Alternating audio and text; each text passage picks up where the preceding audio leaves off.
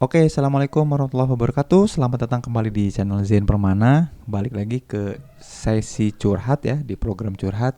Kita kali ini akan bahas sesuatu yang seru ya, menarik karena ada kemudian curhatan dari sahabat kita yang lumayan seru dan lumayan menarik ya. Kita coba bacakan nih, karena ini sesuatu yang sempat saya juga melakukan penelitian tentang hal ini. Jadi cerita sahabat kita ini sempat saya juga lakukan penelitian tentangnya dan ini memang seru ya. Oke, kita mulai ya. Saya bacain dulu curhatannya. Bismillah, assalamualaikum bang. Aku mau tanya katanya. Aku sering banget punya prasangka atau menduga-duga kejadian yang bakal terjadi. Dan sering kali juga hal yang aku pikirkan itu kejadian. Ya. Kadang aku merasa beruntung dengan hal itu, tapi sering juga kecewa karena tidak melakukan apa yang aku pikirkan. Nah, mungkin teman-teman gak ngerti ya. Dia ngasih contoh kayak gini. Suatu hari aku mendengar ayam sedang berkelahi katanya. Jadi ada ayam berantem gitu. Kemudian aku dengar sepertinya dia terbang. Terus waktu itu si sahabat kita ini mikir kayak gini.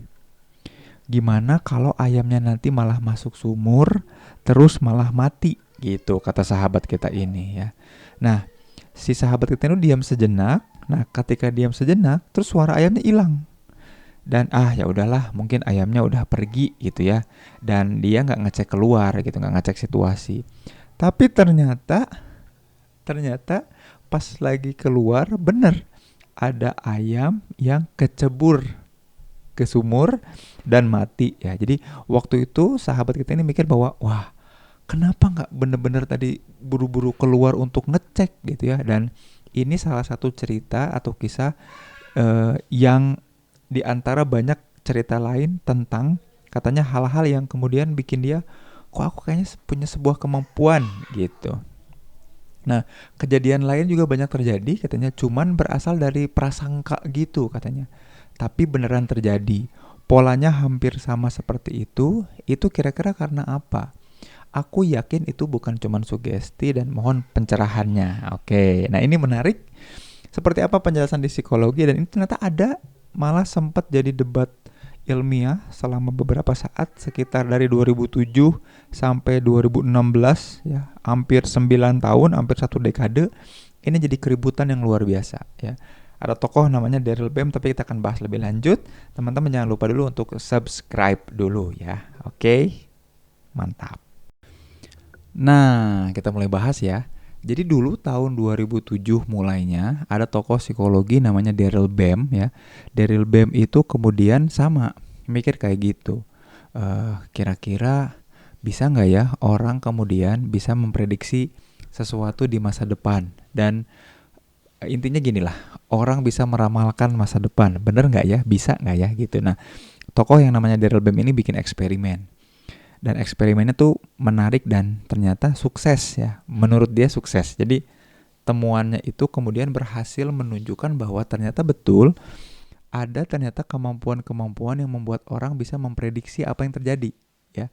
Dia merasakan sesuatu dan itu ternyata kejadian.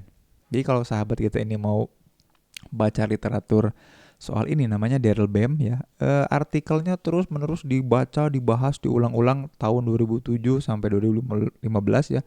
Diperdebatkan luar biasa panjang. Judulnya namanya Feeling the Future ya, Feeling the Future gitu. Atau istilah ilmiahnya namanya precognition.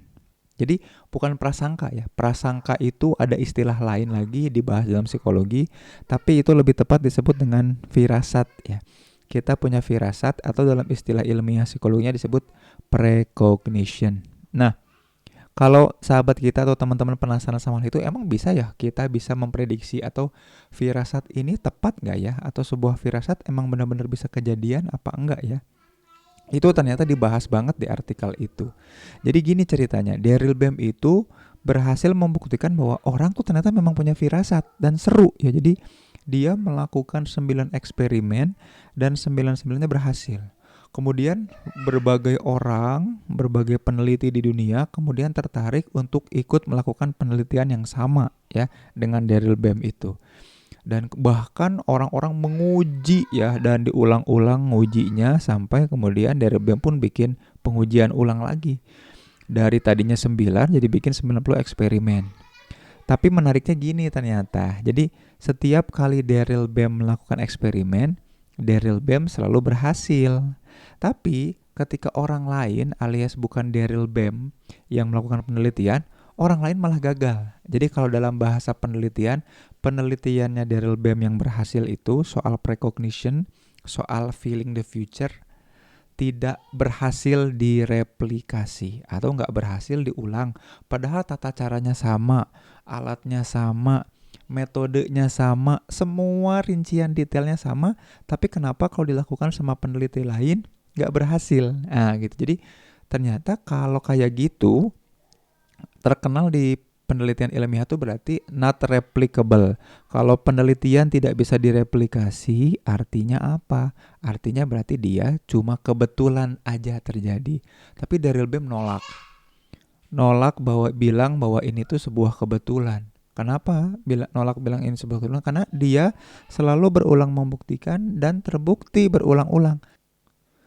Nah, Daryl Bem menolak nganggap itu sebagai kebetulan karena Daryl Bem udah ngulang beberapa kali penelitian tapi tetap berhasil dan sama gitu. Akhirnya pada tahun 2015 dia berkolaborasi sama orang-orang di sekitarnya, para peneliti-peneliti yang dipilih untuk melakukan penelitian lagi, diambil dari 90 penelitian kemudian menunjukkan bahwa ternyata hasilnya tidak terbukti ya. Jadi ternyata hal itu cuma kebetulan. Sampai sekarang kalaupun ada yang mau neliti soal feeling the future, precognition, itu cuman kebetulan ya. Jadi kalau ternyata kok aku sering kejadian kayak gitu Kang, aku berhasil terus dan prediksiku selalu tepat, tapi aku nyeselnya aku nggak pernah berbuat apa-apa. Ya udah, cobain aja. Bisa nggak bener-bener dikelola, dikontrol bahwa aku tuh memang bisa memprediksi masa depan. Yakinlah kalaupun bisa membuktikan ternyata itu cuman kebetulan. Fakta ilmiahnya bilang begitu ya. Terima kasih teman-teman yang udah curhat. Kalau teman-teman suka video ini, jangan lupa klik tombol like dan subscribe jika teman-teman belum. Terima kasih, sampai jumpa di video selanjutnya. Assalamualaikum warahmatullahi wabarakatuh.